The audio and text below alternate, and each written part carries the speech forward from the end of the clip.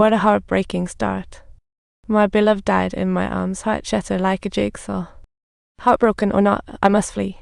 Shell dashes to the tomb shop holding Sky God and Horus. Turns out, he stole the Eye of Power just to help Horus regain his powers because only he can take down that mega villain set. Shell uses the Eye of Power as a bargaining chip, asking Horus to revive his deceased girlfriend, a clever yet desperate Horus. When a mortal makes demands, it's like declaring war with a plastic knife and a sponge, totally pointless. He immediately throws down.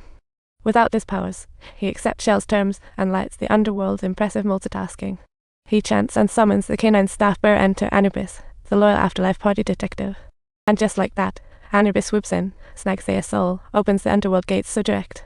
Naturally, Shell's not having it, because Thea was a slave in life, too broke to even cover the bill, so no way she's passing through the final door. It takes 7 days to reach the final door. Horus replaces the Eye of Power, ready for adventure. One eye restored half his powers, he tells Shell to save Thea. He must be king, he hasn't claimed the throne yet. Sigh, only by reclaiming the other eye can he defeat Set. So it's a race against time before Thea's last door. Meanwhile, the Minotaur went and spilled the beans about the thief to Set, the desert god. What a nosy neighbor. Set immediately orders his minions to catch the thief, not realizing that Horus already has that eye in his possession. But to take down the desert god, first, conquer the desert, need a solid plan. As the sunset approaches, they finally reach the peak, ready to face the challenge. Heaven's holding its breath for this moment. At the summit stands a portal to the universe. Horus is a little boy with big dreams, but with just one eye he can't fly yet. So he kneels and prays to the sun god, thinking, come on, big guy. Soon, Horus' prayers paid off. The sun god didn't let him down. With the sun god's power, Horus instantly transforms into a bird-headed figure with golden wings. Now he flies. He takes Shell on a cosmic trip, searching for Grandpa Sun God's help. What an adventure. But right now, the sun god is super busy managing the sun's trajectory and battling chaos monsters. What a superhero. Once he's done, he remembers Horus' visit. He's here to ask the sun god to deal with Set. The sun god, facing family, doesn't want to meddle, giving Horus holy water to douse flames, a tricky dynamic. With holy water, desert flames weaken. Set mobilizes to punish rebels. What a workout. Not only does Set push them to the edge of the world, he wants to wipe them out completely. What a ruthless character. He speeds to the battlefield in his wolf mobile, reaching the last defense at Nestor's palace. Turns out, the Guardian is a fierce warrior who refused Set's tyranny. What a champion. Just when he's ready to take off, Set grabs him, perfectly illustrating the art of catching a pork chop. Set mercilessly chops off the Guardian's beloved wings. Now that's cold. Meanwhile, Horus returns to Earth with Shell, but his powers are snatched back just after getting the holy water.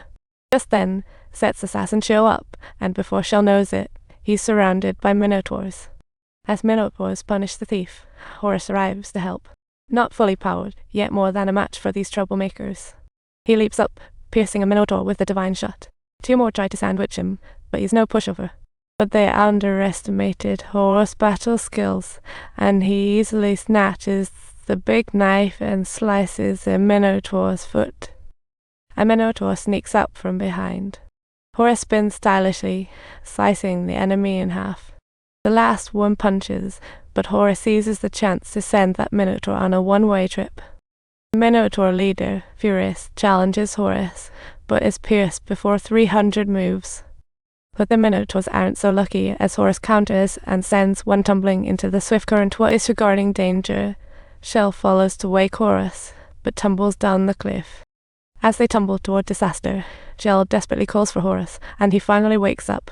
He immediately releases his spear to slow down, narrowly escaping and reporting their failure to Set in the palace. Clearly, not Set's desired result, he pretends to encourage, then chops a Minotaur down. With no choice, Set has to unleash the lethal black and white twin serpents on Horus. Now that's cold. Set forces the god of light to find Horus' whereabouts. Looks like the drama is about to unfold. The light god sends a secret message, and just then, fleeing Horus hears the call. Set attacks Horus with a knife, while the light god risks life to flee, removing his bracelet. What a dangerous game.